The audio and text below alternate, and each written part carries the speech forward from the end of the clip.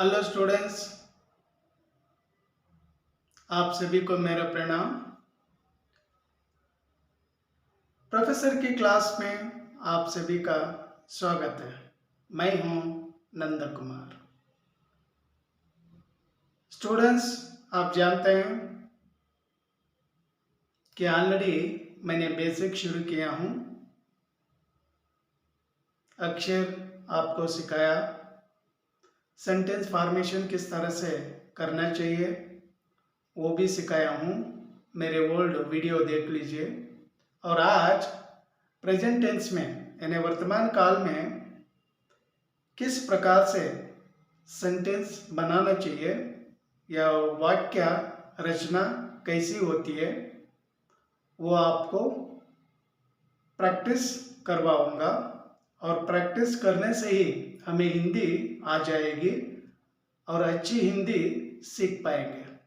Students, जो भी नए हैं मेरे वीडियो पर सब्सक्राइब करिए, लाइक करना ना भूलिए और इस वीडियो को अंत तक देखिए। जहाँ तक हो सके आप लोग सब्सक्राइब कर लीजिए, क्योंकि ये वीडियो खास करके आपके लिए। और आज प्रैक्टिस करेंगे किस तरह से बनाते हैं। स्टूडेंट्स, ಇವತ್ತು ಬರೀ ಏನಂದರೆ ಅಭ್ಯಾಸ ಮಾಡೋಣ। ಕನ್ನಡದಲ್ಲೂ ಕೂಡ ನಾನು ನಿಮಗೆ ತಿಳಿಸ್ಕೊಡ್ತಾ ಇದ್ದೀನಿ, ಎಕ್ಸ್ಪ್ಲೈನ್ ಮಾಡ್ತೀನಿ। ಹಿಂದಿ ಕಲಿಯೋದಂದರೆ ತುಂಬ ಈಸಿ।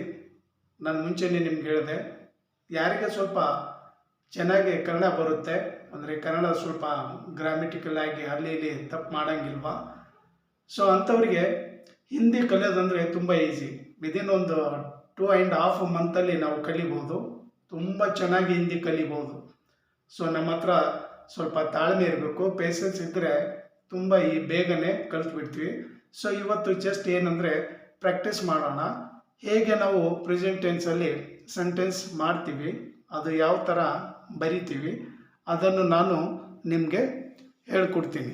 ಸೊ ಈಸಿಯಾಗಿ ನೀವು ಅದನ್ನು ಪ್ರಾಕ್ಟೀಸ್ ಮಾಡ್ಬೋದು। ಸೊ ಯಾವ ಥರ ಪ್ರಾಕ್ಟೀಸ್ ಮಾಡ್ಬೋದು ಅಂದರೆ ನಾನು ಸ್ಟೂಡೆಂಟ್ಸ್, ನೀವು ಬೋರ್ಡ್ ನೋಡಿ, ಬೋರ್ಡ್ ನೋಡ್ತಾ ವರ್ತಮಾನ ಕಾಲಲ್ಲಿ ಹೇಗೆ ಸೆಂಟೆನ್ಸ್ ಮಾಡಬೇಕು ನಾನು ಬರೆದಿದ್ದೀನಿ, ಅದನ್ನು ಸ್ವಲ್ಪ ನೋಡಿಬಿಡಿ, ಹಾಗೆ प्रैक्टिस ಮಾಡಿಕೊಂಡು ಹೋಗಿ। सो आप देख रहे हैं, ब्लैक बोर्ड देख लीजिए। ऑलरेडी मैंने लिखा 4 सेंटेंस लिखा हूँ। इन 4 सेंटेंस को गौर से आप देखिए और किस तरह से बनाना चाहिए आप आसानी के साथ क्या सीख सकते हैं। फर्स्ट वन देखिए, मैं पाठ पढ़ता हूँ। ये सेंटेंस कौन सा है? सामान्य वर्तमान काल, इंग्लिश में प्रेजेंट इंडेफिनिट टेंस सेंटेंस कहते हैं। सेकंड वन, मैं पाठ पढ़ रहा हूँ, यानी ऊपर का जो वर्ब वर्ड है 3 अक्षरों का, अगर ये वर्ब वर्ड 3 अक्षरों का अगर होता है तो कंटिन्यूस में 2 ही अक्षर लेना, और थर्ड सेंटेंस के लिए परफेक्ट के लिए 2 ही अक्षर लेना, और फर्स्ट सेंटेंस में जो वर्ब वर्ड इस्तेमाल किए फोर्थ सेंटेंस में भी सेम वर्ब वर्ड इस्तेमाल करना।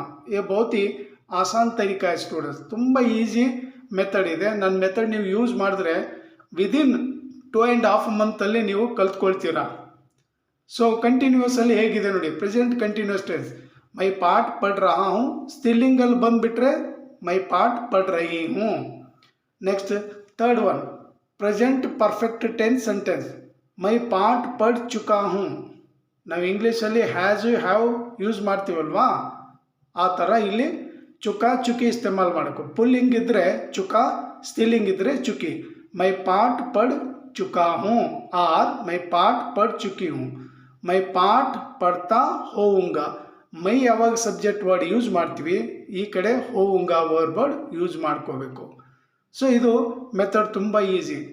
Present indefinite tense, present continuous tense, present perfect tense, present perfect continuous tense.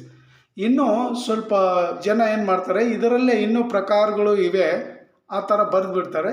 Actually ನಾವು ನೋಡಬೇಕಂದ್ರೆ ಇಷ್ಟೇ 4 ಪ್ರಕಾರ ಸೆಂಟೆನ್ಸ್ ಮಾಡಿದ್ರೆ ತುಂಬ ಸರಳವಾಗಿ ನಾವು ಹಿಂದಿಯನ್ನು ಕಲಿಬಹುದು. So we practice here. ತುಂಬ ಈಸಿಯಾಗಿ ನಾವು ಪ್ರಾಕ್ಟೀಸ್ ಮಾಡಬಹುದು. ಇವಾಗ ಇದೆ ಅಲ್ವಾ, ಈ ಮೈ ಸಬ್ಜೆಕ್ಟ್ ತೆಗೆದುಬಿಡಿ, ಅದರಲ್ಲಿ ಹಮ್ ಯೂಸ್ ಮಾಡ್ಕೊಳ್ಳಿ. ಹಮ್ ಯೂಸ್ ಮಾಡಿಕೊಂಡು ಹೇಗೆ ಮಾಡಬೇಕು ನೋಡಿ. ಹಮ್ ಪಾಠ ಪಡ್ತಾ ಇದೆ ಅಲ್ವಾ, ಅದಕ್ಕೆ ತೇ ಮಾಡಿಬಿಡಿ. ಹಮ್ ಪಾಠ ಪಡ್ತೆ ಹೇ, हम पाठ पढ़ रहे हैं, हम पाठ पढ़ चुके हैं, हम पाठ पढ़ते होंगे. So easy. ನಾವು ಈ ಥರ ಕಲ್ತ್ಕೊಂಡ್ರೆ ಬರೀಲಿಕ್ಕೂ ಕೂಡ ಈಸಿ ಬರುತ್ತೆ, ಓದ್ಲಿಕ್ಕೆ ಕೂಡ ಈಸಿ ಬಂದ್ಬಿಡುತ್ತೆ. ನೆಕ್ಸ್ಟ್ ಹಮ್ ಆಯ್ತಲ್ವಾ, ಆ ಹಮ್ಮಲ್ಲೇ ಸ್ಟಿಲ್ಲಿಂಗ್ ಇದ್ದರೆ ಅಥವಾ ಯಾವುದಾದ್ರೂ ಹೆಣ್ಮಕ್ಳು ಇದ್ದರೆ ಅವ್ರು ಮಾಡಬೇಕಂದ್ರೆ ಹೇಗೆ, ಹಮ್ ಪಾಠ ಪಡ್ತಿ ಹೇ ಡಾಟ್ ಕೊಡಬೇಕು. ಹಮ್ ಪಾಠ ಪಡ್ತೆ ಹೇ ಡಾಟ್ ಕೊಡಬೇಕು ಹೈ ಮೇಲೆ.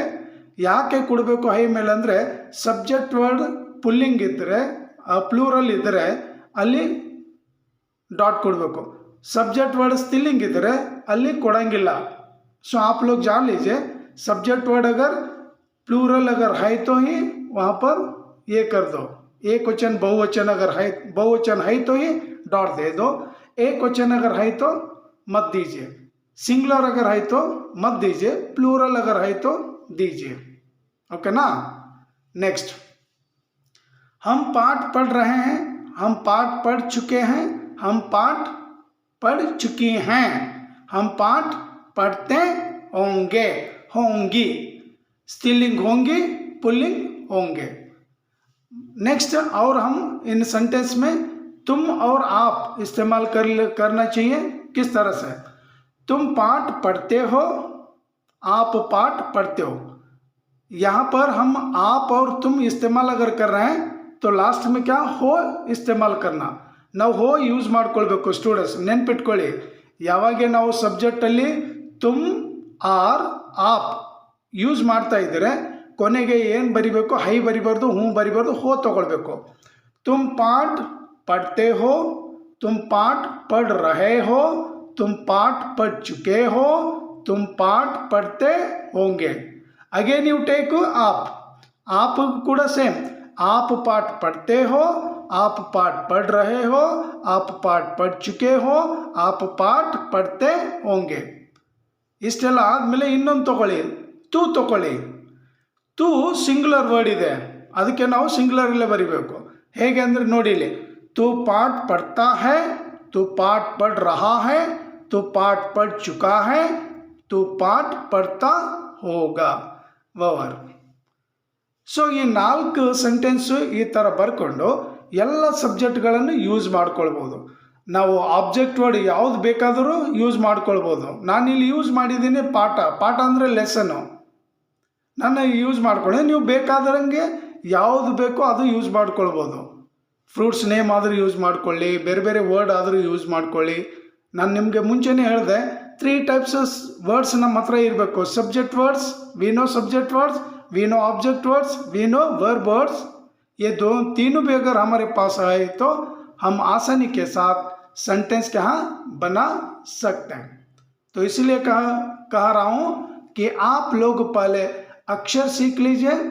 अक्षर सीखने के बाद हिंदी वर्ड्स कलेक्ट कर लीजिए. हिंदी वर्ड्स कलेक्ट कर लेने के बाद ये सेंटेंस फॉर्मेशन किस तरह से करना चाहिए या करते हैं, ये तरीका अगर आप सीख लेंगे तो आपको हिंदी आसानी के साथ आ सकती है. तो उसमें कोई संशय नहीं है. आप सरल रूप से क्या सीख सकते हैं. और ये मेथड बहुत ही क्या इजी मेथड है. सो यही फॉलो अगर आप करेंगे तो आप लोग 2.5 महीने में ही अच्छी हिंदी सीख सकते हैं. ओके स्टूडेंट्स, ಇದೇ ಥರ ನೀವು ಮನೆಯಲ್ಲಿ ಪ್ರಾಕ್ಟೀಸ್ ಮಾಡ್ತಾಯಿರಿ. ಆಮೇಲೆ ನೀವು ಪ್ರಾಕ್ಟೀಸ್ ಮಾಡ್ತಾ ಮಾಡ್ತಾ ಸ್ವಲ್ಪ ಓದೋದನ್ನು ಕೂಡ ಕಲಿಬೇಕು. ಆಟೋಮೆಟಿಕ್ ನಾವು ಪ್ರಾಕ್ಟೀಸ್ ಮಾಡ್ತಾಯಿದ್ರೆ ಮಾತಾಡಲಿಕ್ಕೂ ಬರುತ್ತೆ, ಓದಲಿಕ್ಕೂ ಬರುತ್ತೆ. ಸೊ ಸ್ವಲ್ಪ ಇದೇ ಥರ ನಾನು ಪ್ರಾಕ್ಟೀಸ್ ಮಾಡ್ತಾ ಮಾಡ್ತಾ ಮುಂದಿನ ದಿನಗಳಲ್ಲಿ आने वाले दिनों में 10th स्टैंडर्ड का जो सिलेबस है, first language Hindi, then third language Hindi, वो सिलेबस भी पढ़ाऊँगा। और जो भी है अलग अलग कोर्स के हैं, 8th भी शायद 9th भी, जहाँ तक हो सके मैं करने के लिए प्रयास करूँगा। और आप लोगों का सहयोग रहना चाहिए, आप लोगों का सपोर्ट रहना चाहिए। मुझे सपोर्ट की ज़रूरत है, आप लोग सपोर्ट करिए। सपोर्ट का अर्थ क्या है? सब्सक्राइब कर लीजिए और वीडियो को लाइक करिए, तो मुझे आगे बढ़ने में मदद करिए, हेल्प करिए, सहायता करिए। ये वीडियो यहीं पर समाप्त करूंगा स्टूडेंट्स, और अगली क्लास में और एक कंटेंट को लेकर और भूतकाल को लेकर आ जाऊंगा। और भूतकाल में किस तरह से प्रैक्टिस करना है, अभ्यास करना है, वो आपको मैं सिखाऊंगा। घर पर जो भी बच्चे हैं, छोटे बच्चे हो या प्राइमरी के बच्चे क्यों न हो, हाई स्कूल के क्यों न हो, कॉलेज फर्स्ट पीयूसी क्यों न हो, सेकेंड पीयूसी क्यों न हो, डिग्री क्यों न हो, कौन सी भी डिग्री क्यों न हो, अगर उनके लिए अगर लैंग्वेज है तो उन बच्चों के लिए, उन स्टूडेंट्स के लिए ये बहुत ही क्या यूजफुल है। तो आप लोग समाधान से, शांत मन से अगर आप देखेंगे या सुनेंगे तो आप हिंदी सीख सकते हैं। तो यहीं पर ये वीडियो समाप्त करूंगा स्टूडेंट्स। अगली क्लास में फिर आपके साथ मुलाकात होगी। तब तक के लिए धन्यवाद। Thank you. जय हिंद। वंदे मातरम।